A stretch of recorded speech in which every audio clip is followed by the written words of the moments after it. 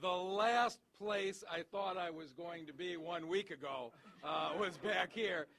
As you can see, the stuff's out off the walls. The computers have been boxed up. Today was the day we were going to turn the keys into the landlord and leave the headquarters for good. And I still don't know how to describe the power of what's happened. I left town. I went on vacation last week. I turned off my phone. I turned off my computer, and I cut off from the world, and really took a break for the first time in a long time. And when I turned them back on Monday, there were hundreds of Facebook messages, emails, texts, phone messages saying, "We want to write you in. We're going to write you in whether you let us do it or not."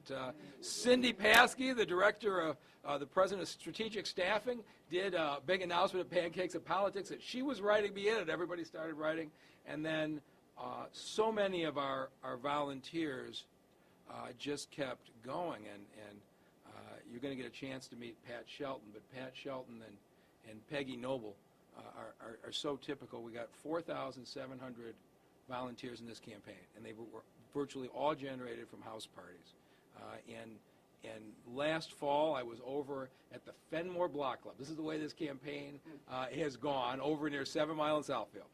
And my friend Pat, are you here somewhere, Pat? I hope you're here. Pat, there you go. Pat, I went in. She was an officer with this very skeptical look on her face about why is this guy here and what's he talking about. And at the end of it, I said, if anybody wants to do a house party, I'll come out to your neighborhood. She hosted a house party where she made everybody spaghetti, and we sat around, and we talked last fall. And then for me to read that she and Peggy Noble and that group were out doing protests and waving signs saying, honk if you want Mike Duggan to write in. And just, it's like when a candidate gets out of a race, in my business, people just go on to the next candidate. It's no big deal. You forget about the guy that's gone. I did not expect this kind of a reaction, and I heard from so many of the 160 people that hosted me at the house parties that their friends and their neighbors are saying, what are we going to do? We wanted to decide this for ourselves. We didn't want judges taking away our right to vote. That's right. Can't we do something on the write-in campaign? And so I came down here on Wednesday, cut the vacation short. Brian Barnhill, my campaign manager, said I was going to meet with a few people.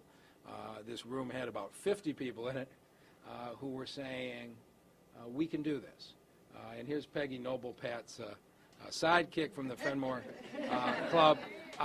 And so she's been the lady on TV getting all the people to honk on the street the past week to get me to do this. But the other thing is, as I looked at the newspaper, what's happened in the last week? I said, you know, this city, the leadership, it's so unstable. You know, I don't have a criticism of Kevin Orr. I think Kevin Orr is doing as fine a job as any emergency manager can do. But the emergency manager form of government is unstable by its nature. We've lost a third of the Detroit City Council since I stood here a week ago. I mean, for 3 different reasons. That's never happened in Detroit's history. And while you have an emergency manager who is focused on the short-term financials, you've got people now trying to lay out long-term restructuring for city departments that's going to be affecting the city for years to come.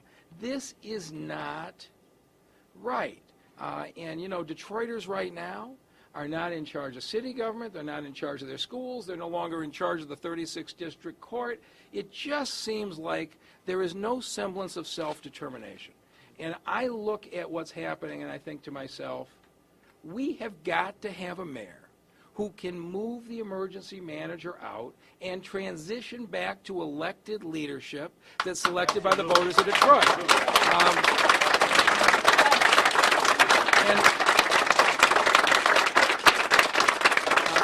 And when you look at the other candidates in the race, I really believe if one of them is elected, we're going to have an emergency manager for the next 4 or 5 years. I just think we're going to be stuck in that situation. And also in the last week, you just saw Hamtramck, which went through an emergency manager, came out of it, just got put back under an emergency manager again.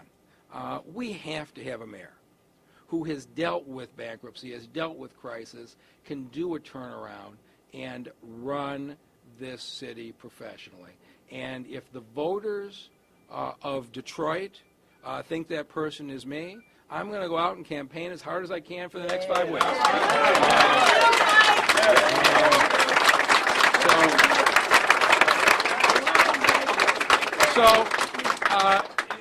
People in this room asked me a week ago, are you going to do a write-in? And a write-in is very difficult for 2 reasons, and we're going to show you the ballot in a second. One of the problems is there's no instructions on the ballot to tell you how to write in, which means that we need to educate the voters before they walk into the polls. That's very difficult. Second is that everything we do in terms of TV and radio and mail, where I'd like to talk about my plan for rebuilding this community in partnership with the people, you got to take away from your basic message. You got to spend a lot of time explaining the process. That's a very challenging thing to do. But I've looked at reality. The reality is this: we're not running to run number 1 in the primary. If you finish in the top 2 in the primary, you're on the ballot in November. And so we have a goal now to finish number 2, and we estimate that between 60 and 80,000 people are going to vote in this primary on August 6th.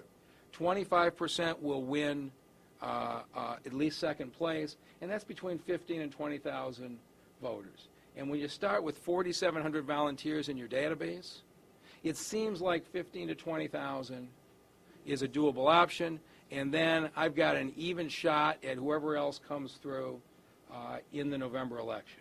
And so my friend Pat Shelton here is going to show you how easy it is to write in a name. In order to write in a name on the ballot, you have to do 2 things. You have to print the name on the blank line, and you need to fill in the oval. And so, Pat?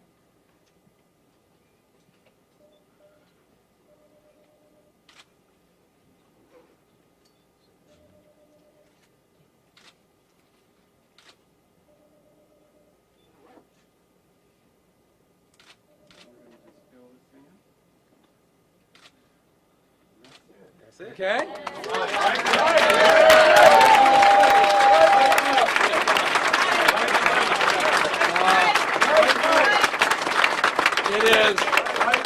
It is that simple. 2-step process.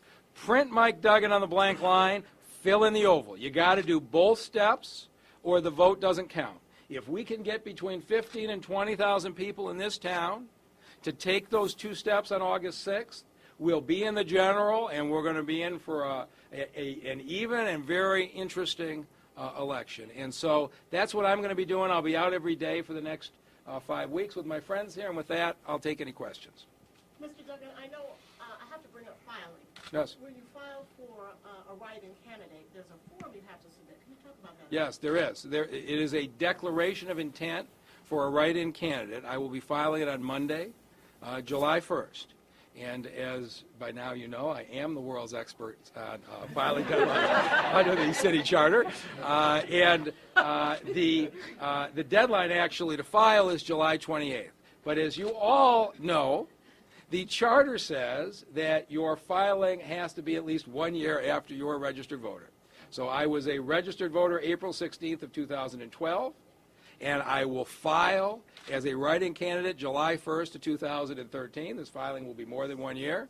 But the law of both the state and the city provides that if you do not file the declaration of intent, the write-ins are not counted. And so we will be doing that on Monday. Mike, do you think that your candidacy and getting back into this race is going to bring out voters who maybe have been a bit apathetic over maybe recent elections? You know, I can't believe how angry people were that the judges took away their right to vote. That's the,